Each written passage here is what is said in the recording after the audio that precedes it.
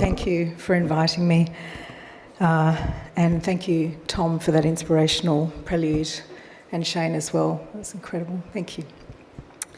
And as Catherine said, I'm going to share my passion, and I think it's basically an opinion. Just a heads up, I think the mental health sector is a opinion-rich and data-poor sector, so I'm just going to add an opinion to the mix today. Okay, so I'll come back to the. This is the fish pamphlet in the middle. I'll come back to the meaning of that in a minute. But before I do, I will move on. And just position myself. So obviously acknowledging also that I'm on the unceded lands of the Gadigal people of the Eora Nation, and pay my respects to Elders here and First Nations people around Australia. As Catherine said, I flew in. I'm ordinarily on the Whadjuk lands of the mighty Noongar Budja in Boorloo, Perth. But also to centre my positioning again, and I think whenever we're talking and thinking in mental health, we absolutely need to name and locate ourselves. And so thank you, Jenna, for that beautiful recognition earlier as well. And that I'm here today, and we are all here today, standing on the giants, standing on the shoulders of giants who have pushed their way through to create these kinds of conversations today. It's important we recognise that the heartache and the pain and the labour, emotional labour that goes into creating these kinds of opportunities. And then finally, locate myself, my lived experience as a family member. I'm not speaking on behalf of people with personal lived experience, with a caveat around my lived experience as a family member, that the lived experience movement has been and continues to be largely white, and that the beautiful work that has been done by Vicky McKenna and her team at the Black Dog Institute, led originally by Leilani Darwin, to define lived experience from an Aboriginal and Torres Strait Islander lens, in particularly embedding, as you said, Shane, generations and generations of intergenerational trauma caused by the brutality of invasion and settlement. And so on. And also, again, just to centre the voice of children. When we talk about lived experience, very often we have adult conversations that are very adult-centric, and I just want to make sure that in all of this, when we're talking about lived experience, the experiences of children often get dropped off the table, and they're critically important that we bring through those voices of children.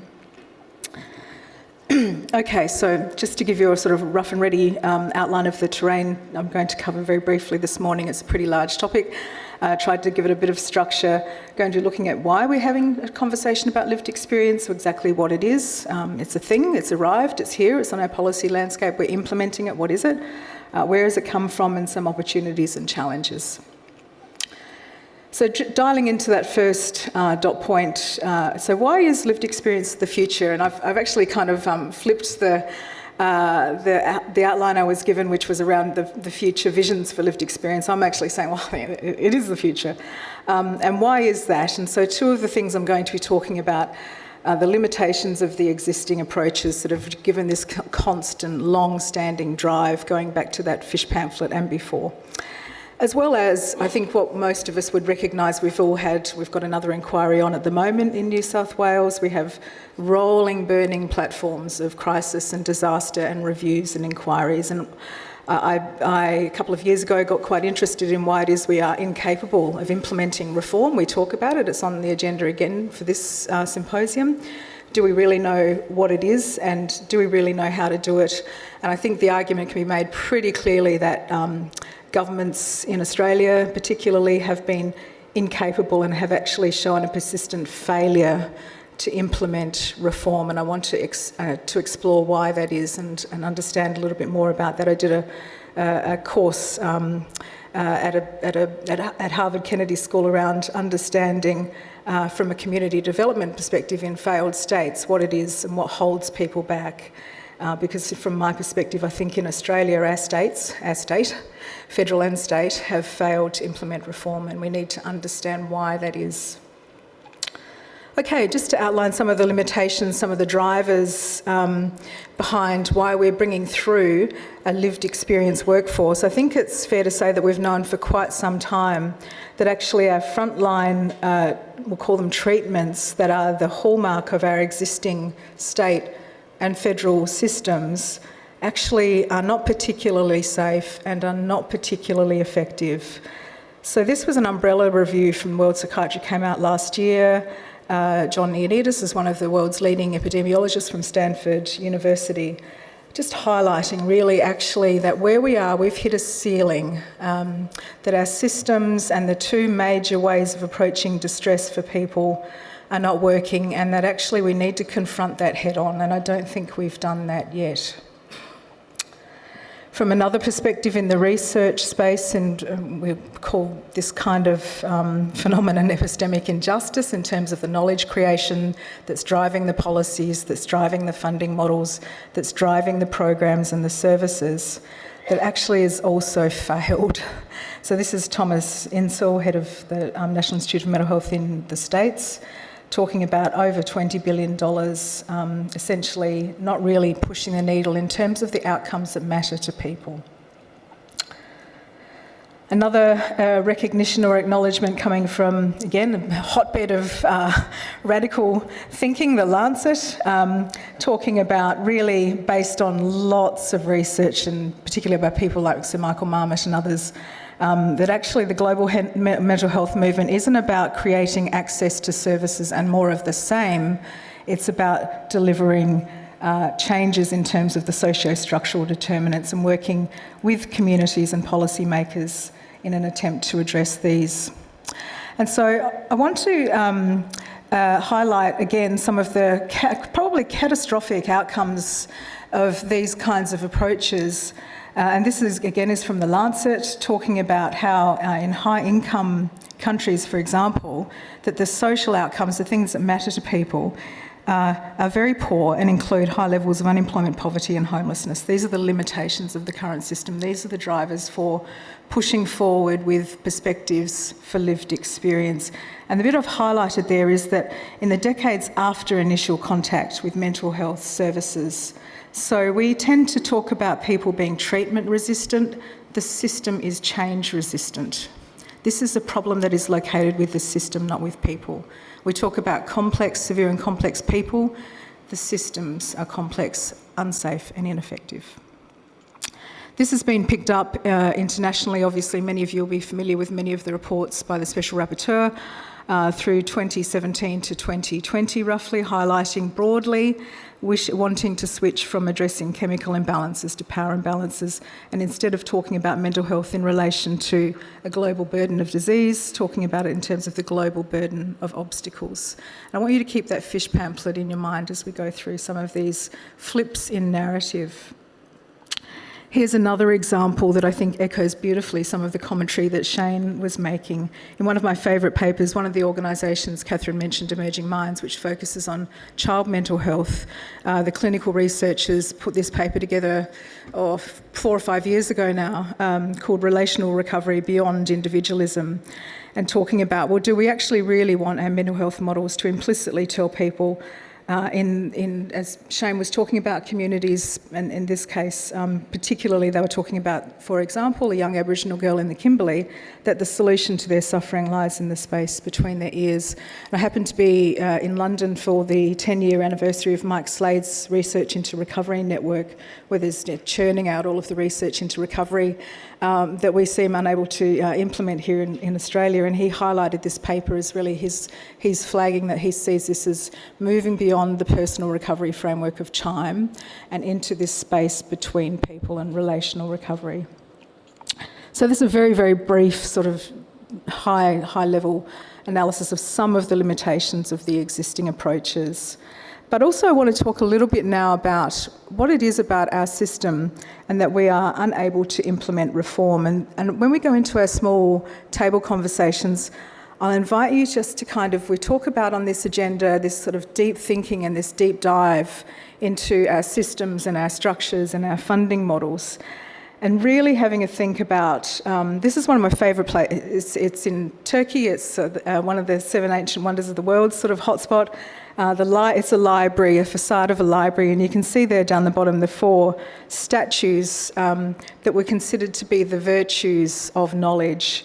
So wisdom, bravery, knowledge and thought. And I think often in terms of mental health reform conversations, we don't do that deep thinking. We kind of just sort of circle around the top a little bit. And so this is some of the thinking that's come through from the course around implementing reform or implementing policy. And I think it just neatly captures, actually, in Australia, how this applies to us, I think, how do governments manage to persistently fail to acquire the capability to implement, while at the same time engage for decades in the domestic and international logics of development and its rhetoric of progress.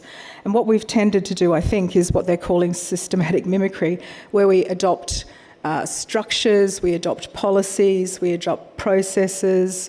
We have a history of, we've got mental health commissions now, new structures. We have all kinds of new oversight bodies. Victoria's investing heavily in structural reform without doing some of that deep thinking and consideration around what's actually required. And that's what lived experience can bring if we do it well.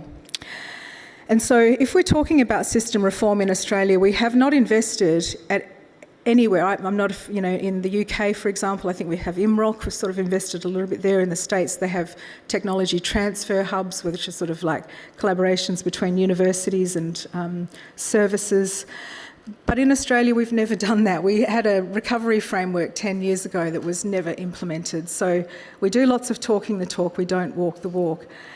And I don't think I think this just comes from the water of systems change theory. So if we're wanting to change a system, then we have to stop talking about reform, and we actually have to deeply engage with the work of system reform.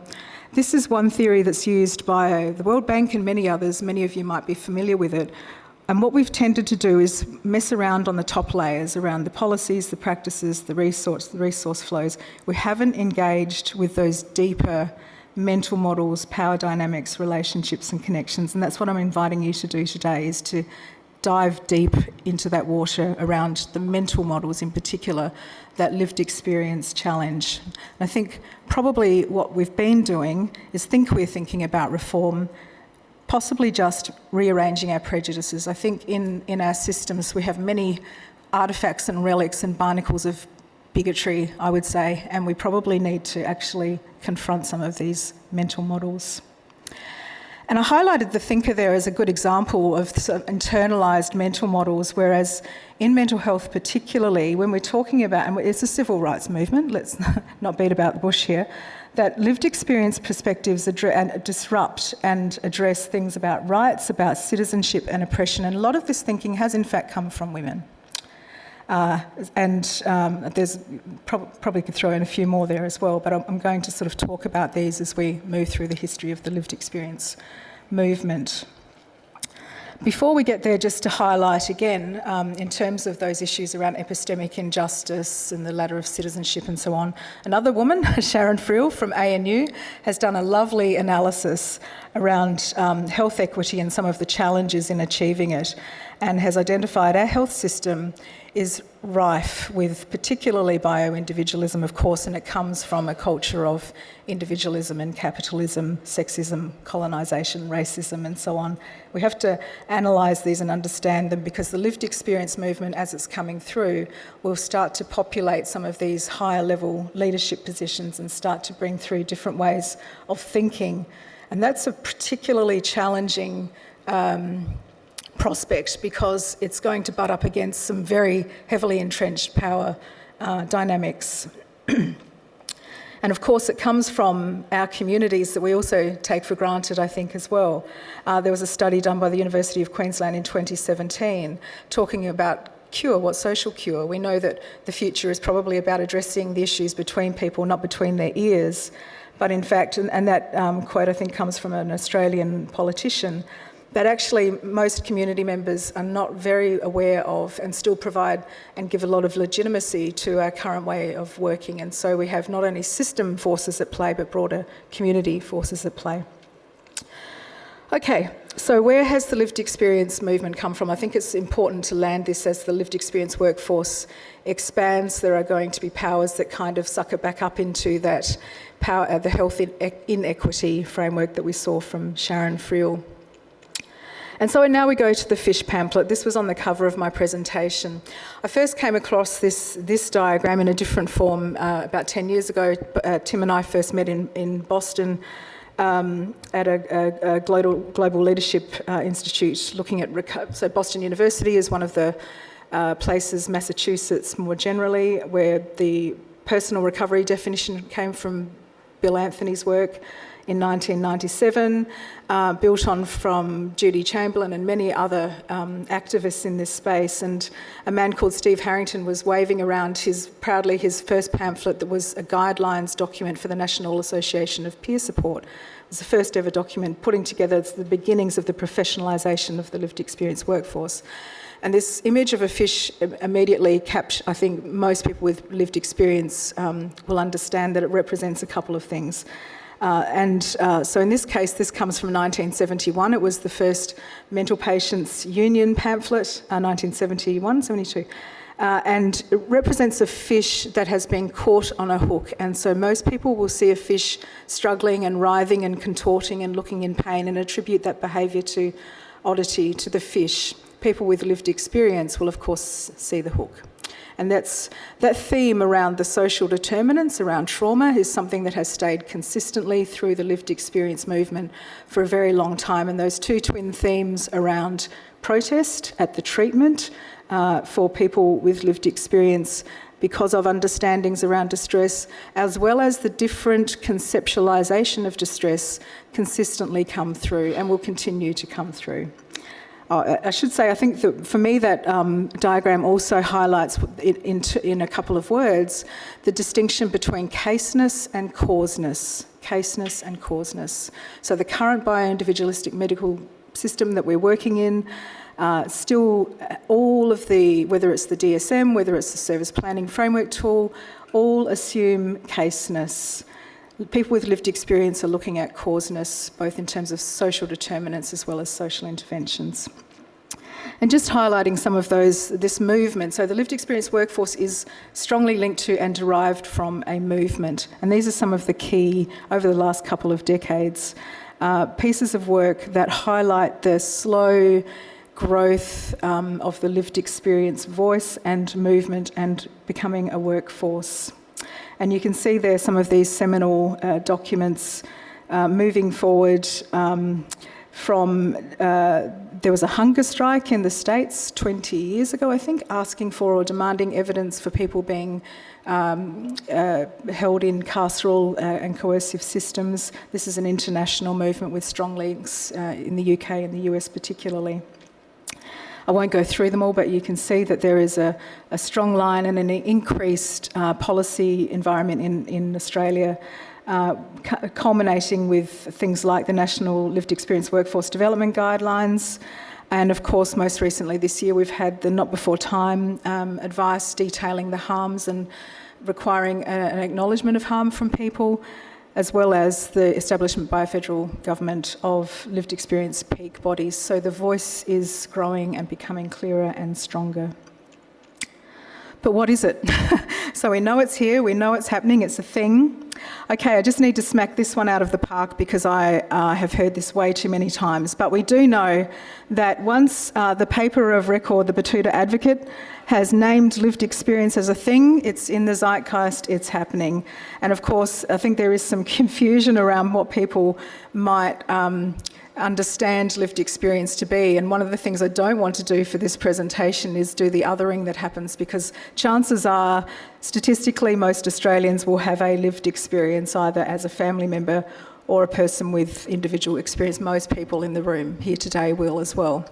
And so the distinction we're making is between the politicisation and the professionalism of lived experience perspectives and the experience itself. And of course, we've heard this since lived experience has sort of flicked over from being consumers and carers. We now get this quite often. Oh, okay, yeah, right, okay, lived experience. Well, yeah, how else can you have an experience if you're not alive? So we constantly have to kind of define what it is. and move and push against attempts to delegitimise and infantilise these perspectives moving forward. So I'm just going to very, very briefly break it down. I think that the knowledge that comes with the caseness and causeness dichotomy that we're working with, very, very briefly, very high level, very roughly, but very different from the knowledge that has been acculturated in people who work in the system and the broader community around causation, description and explanation.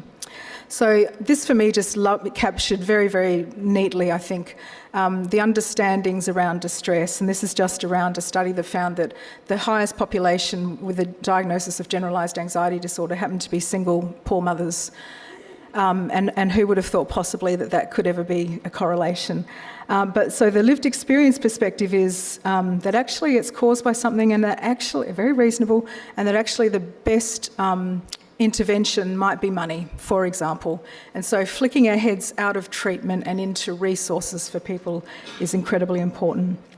I think broadly speaking, in terms of describing distress, again, it's a causeness, it's a response, conceptualisation to various, whether they're the sort of distal and proximal factors or whether it's the deep interpersonal issues.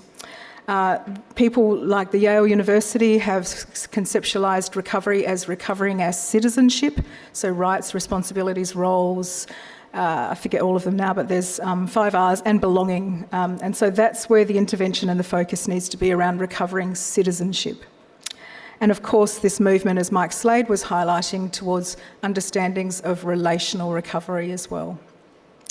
And an explanation, I just wanted to use this lovely little vignette that comes from a back and forward between some psychiatrists and a prominent consumer advocate, Larry Davidson, also from Yale, who now is advising SAMHSA, around this concept of, for example, anosognosia, which is often still used as justification for forcing people into treatment. It's considered a lack of insight, considered by prominent psychiatrists in the States at the time, that this is actually an organic clinical manifestation, and therefore people don't have capacity and therefore they need to be forcibly treated.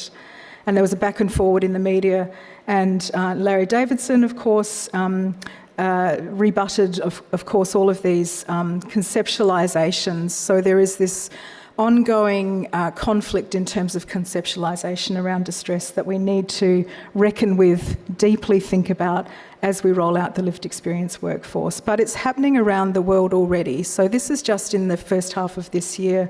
There were 2 international conferences on lived experience, and it's not this kind of love-in around it. It is thinking deeply and critically around what lived experience actually is, the promises and the perils, concerns, contradictions and challenges. So these conferences and these thoughts are going on around the world. In Edinburgh, there's now the first honorary professor in MAD studies. So there is an enormous amount of scholarship that is out there that we can draw on if we are brave. Okay, so what are some of those opportunities and challenges? So as we know, we've got this opportunity with the lived experience, the National Workforce Development Guidelines, and very strongly baked into the guidelines are the principles and the beginnings of a discipline framework that says that lived experience is around causeness, and it's around change, and it's around social justice, human rights, understandings of marginalisation and loss of citizenship. This comes from the Western Australian. We've tried to build on the national one, just to give you an example of the breadth and the depth of lived experience. So the lived experience guidelines marked a sort of pivotal turning point in understanding and conceptualising the lived experience workforce as frontline peer support workers that are there just because they've also had a similar experience. This now represents an enormous, I can't emphasise enough, but it is a change in the scope and the understanding around the lived experience workforce up into those conceptualisations and understandings of knowledge and sitting across all layers of services, of government, within commissions, within services, everywhere. So it's about planning, it's about research, it's about policy, it's management, it's everywhere. We did some deeper thinking as well around it because we have lived and living experience workforces. We have, in Western Australia, we decided to go with a consumer workforce, a carer workforce and an Aboriginal lived experience workforce, and we've been We're extraordinarily blessed in Western Australia. We've got people like Pat Dudgeon, Helen Milroy, Vicky McKenna, Michael Wright, and Vicky McKenna and the National Aboriginal and Torres Strait Islander Lived Experience Workforce are doing some incredible work in terms of customising particularly a guideline for Aboriginal and Torres Strait Islander lived experience workforce as well. So we're doing some great stuff there. Nationally, some other opportunities exist. If we're going to have a lived experience workforce at a national level, there were some significant conversations where we don't, as you know, I said in my slide at the beginning, this is a practice that doesn't have a profession still. We don't have a professional body. We haven't got discipline frameworks, and so the workforce itself is sitting there unformed but emergent. And then the environment that we're going into is also something that is probably not set up and not particularly accommodating yet of these understandings that I've been talking about. So it will bang up against the clinical governance frameworks, it will bang up against the current legislation. We know this. So we've started to develop some of what we've called a lived experience governance framework so that the discipline has something to hang on. We've pulled together a training scoping paper to understand the training needs for both people with lived experience, but also the latent workforce that's sitting there at the moment we have some significant leadership and competency work to be done outside of the lived experience workforce, because at the end of the day, I think this lived experience workforce represents a knowledge that is the future, as we've seen flagged by the United Nations and the World Health Organization, towards a future without forced treatment, towards a future that's based in the community, and not just community organisations sitting there, but genuinely embedded in the community. Some other initiatives that have taken place, there's now a digital library where we've pulled together and curated lived experience communities around Australia, a body of knowledge that is the body of knowledge for lived experience at the moment. And then we've also been running some transformational leadership programs through Yale University as well for people with lived experience. Some of the challenges I just want to talk about as well, because in any change, of course, there's this inevitable pull back to homeostasis to where we've been. And this is a consumer leader, Indigo Daya, pulling together some thoughts around the different types of lived experience in terms of working with systems. So some people come in wanting to change things because they've had bad experiences in the system. Other people have had good experiences in the system. The system will often choose people that don't challenge the system, and so we have this kind of tension around the system pulling in people that won't necessarily challenge themselves. And then also, as the lived experience workforce has become a commoditised asset, there are people with lived experience who may feel the pull of what we call the seduction of inclusion, and not having tight guardrails around understanding the profession and the voices that they're representing, and allowing themselves to be pulled back in, and the system, again, won't change. So these are some of the leadership competencies that I've pulled out from some work that Mary O'Hagan did in the earlier timeline. I talked about a plethora or a burgeoning of lived experience leadership literature. These are some of the competencies that we'd be looking for in lived experience, together with the work that Professor Louise Burns done and Till Wykes around understanding that lived experience work inherently is change agent, willing to disagree with dominant views. Back to the bravery conversation.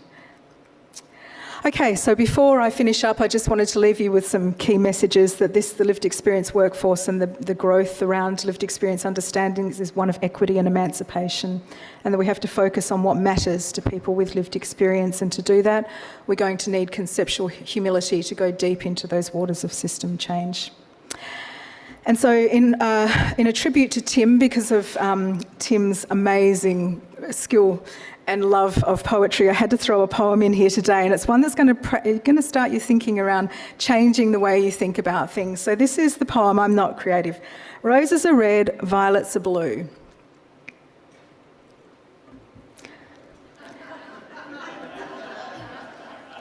This is the kind of system change thinking I'm talking about.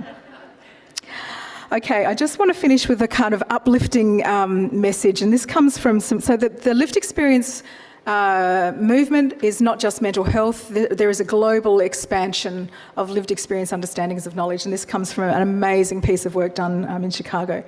Oops, I need to go back. Can I go back? Are you going to go back for me? Thank you. Thank you.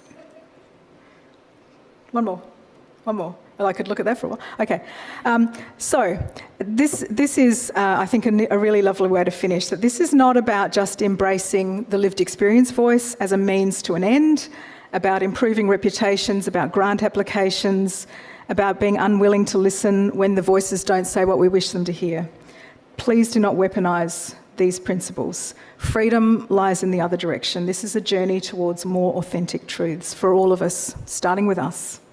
This is about ourselves, about noticing differently, standing in relationship differently, taking actions within our control. We all have some control here. There's been a few studies done around sort of learned helplessness. I think we can move beyond that. And seeing the next step unfold for us. Let us encourage one another and look for the joy in this journey. There is a lot of it. Thank you.